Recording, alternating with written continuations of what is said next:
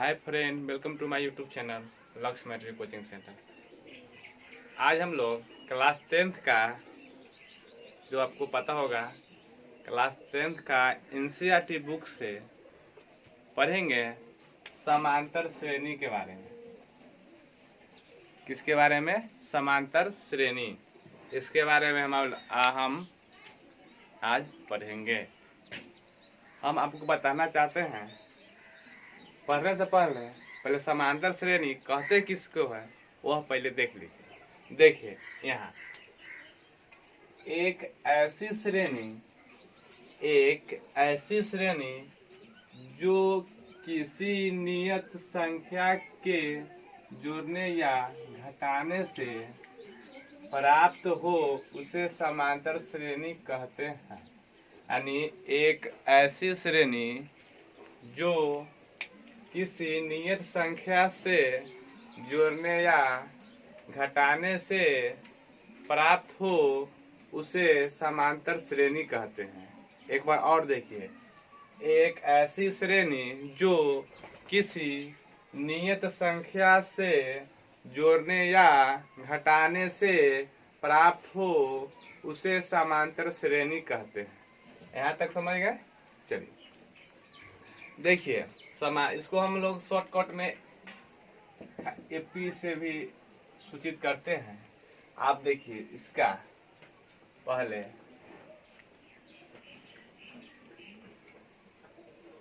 2,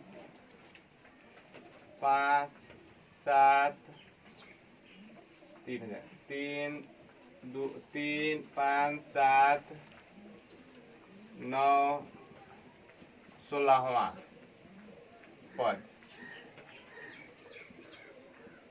ज्ञात करें। इस तरह का हिसाब होता है एपी में, यानी समांतर श्रेणी बनाने से पहले इसका जो महत्वपूर्ण सूत्र होता है उसके बारे में आज पहले पढ़ेंगे। देखिए, इसमें पहला पद होता है जिसको ए से सूचित करते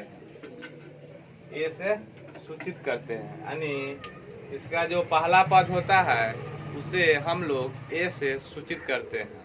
नेक्स्ट, सार्व अंतर जिसे डी से सूचित करते हैं। इसमें वो कितना का अंतर है, माने मान लीजिए कितना का अंतर है जिसे हम लोग डी से सूचित करते हैं। यहाँ तक समझ गए? चलिए नेक्स्ट, समझ में आ गया होगा? आ गया। पहला पद हो गया जिसको हम लोग ए से सूचित करते हैं, दूसरा पद हो गया जिसे हम लोग डी से सूचित करते हैं। नेक्स्ट,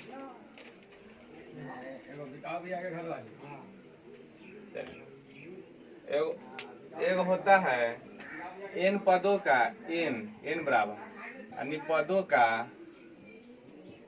का योग, यानी सभी पदों का योग। एनवा पद जो हम बोलते उसको पदों का योग। यहाँ तक समझ में आ गया होगा? हम आपको बताएंगे, एक बार फिर से बता देंगे कि पहला पद ए होता है, सार्व अंतर डी होता है और एन बराबर पदों का योग होता है। यहाँ तक कोई दिक्कत नहीं होगा? चलिए नेक्स्ट, इसमें एक और महत्वपूर्ण सूत्र होता है जिसके बारे में आज हम लोग पढ़ेंगे। चलिए इसको रन देते हैं। देखिए, पहला पद, दूसरा पद, तीसरा पद, चौथा पद, पांचवा पद,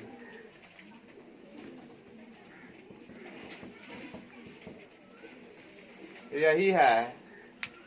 यानी पहला पद जो होता है, पहला पद, दूसरा पद, तीसरा पद, चौथा पद, पांचवा पद, छठा, सातवां, आठवां सब, यानी बहुत ही ज्यादा होता है। इसके लिए हम लोग आज पढ़ेंगे कि पहले पहला पद क्या होता है। तो हम आपको पहले चुके हैं कि पहला पद या प्रथम पद ए होता है। क्या होता है? ए होता है। दूसरा पद जो है इसमें ए प्लस डी होगा, यानी दूसरा पद हो जाएगा ए प्लस डी। तीसरा पद होगा ए प्लस 2d, ए प्लस 2d। चौथा पद होगा ए प्लस 3d और पांचवा पद होगा ए प्लस 4d। यहाँ तक जो आपको समझ में आ गया होगा, यानी पहला पद जिसको आप ए से शुरू करते हैं, दूसरा पद ए प्लस डी, तीसरा ए प्लस 2d, चौथा ए प्लस 3d और पांचवा ए प्लस 4d। यहाँ तक आपको आ गया होगा। यहाँ पे दिया हुआ है 16वां पद ज्ञात करने के लिए। तो 16वां पद ज्ञात करने से पहले हम आपको बताना चाहते हैं कि कोई भी संख्या निकालने के लिए, मान लीजिए यहाँ पांचवा था तो इसमें एक घटा दिया गया है तो कितना बचा? तो 4 बचा ना। तो वहाँ 16वां है तो इसका कितना हो जाएगा? ए प्लस 16वां है तो कितना हो जाएगा? 15d। कोई भी पद संख्या निकालने से पहले यह बात ध्यान में रखना पड़ता है कि उससे एक हम कम लिखेंगे जो उसका सूत्र हो जाएगा। चलिए नेक्स्ट देखिए। मान लीजिए और कह देगा 210वां पद, मान लीजिए इतना अगर कह देगा निकालने के लिए, तो क्या करेंगे? तो हम आपको बताना चाहते हैं कि देख लीजिए इसमें सब क्या है, एक एक कम है, तो आप भी एक कम लिख सकते हैं। तो इसीलिए यहाँ पे हम लोग जो लिखेंगे आज ए प्लस कितना 209 और डी, ये हो गया क्या, यानी इनका पद निकालने के लिए यहाँ इतना लिखेंगे तो मेरा हिसाब सोल्व हो जाएगा। यहाँ तक कोई दिक्कत नहीं। चलिए और देखिए, आगे देखिए, इसको मिटाते हैं, इसको हम मिटा दिए। सूत्र तो अनेक प्रकार का होता है। T10 बराबर ए प्लस, देखिए एगो होता है Tn बराबर A plus n minus 1 into D. उसके बाद होता है ए एन बराबर A plus n minus 1 into D. और होता है इस सब कोई भी सूत्र हो सब ये सेम होता है, सब बराबर होता है। आपको टेंशन नहीं लेने की जो कोई जरूरत नहीं है। कोई सर पढ़ाते हैं T10 एंड Tn, कोई पढ़ाएंगे An, तो इसलिए हम इसका प्रयोग करेंगे आज। इसके बाद इसका प्रयोग करके और बनाएंगे क्या, तो हिसाब। चलिए बनाने से पहले जब हम इसको लिख दिए हैं तो इसको बता देते हैं। उसके बाद प्रश्नावली 1.1 के प्रश्नावली जो होता है, ये देखिए बुक देखिए 5 पॉइंट यानी 1 के बारे में हम लोग अध्ययन करेंगे। ओनली बिहार बोर्ड के, चलिए देखिए, और भी आप कोई भी एग्जाम देते होइएगा उसमें समांतर श्रेणियां तो रहबे कर, यानी उसमें रहना तो जरूरी रहबे करता है। इसीलिए इसमें हम देखेंगे रहता है, इसलिए हम इसमें देखेंगे कि क्या समांतर श्रेणी जो है 5.1, तो उसके बारे में हम लोग पढ़ेंगे नेक्स्ट वीडियो। पहले इसको हम लोग बना लेते हैं, उसके बाद फिर आगे की ओर बढ़ेंगे। चलिए देखिए यहाँ पे बना लेते हैं। पहले इसको मिटाइए देते हैं।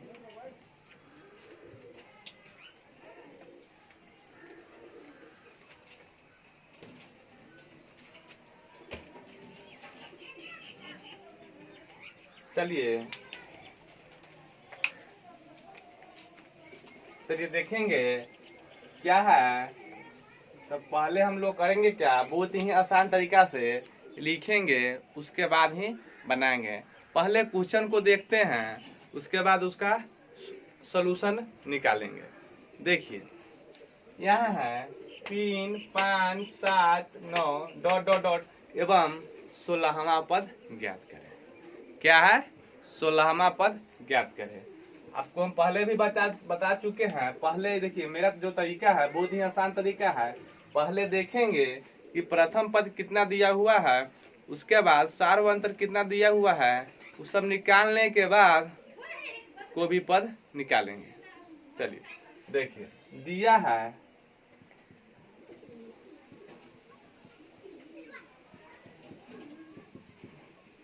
है प्रथम पद बराबर प्रथम पद यानी ए बराबर 3,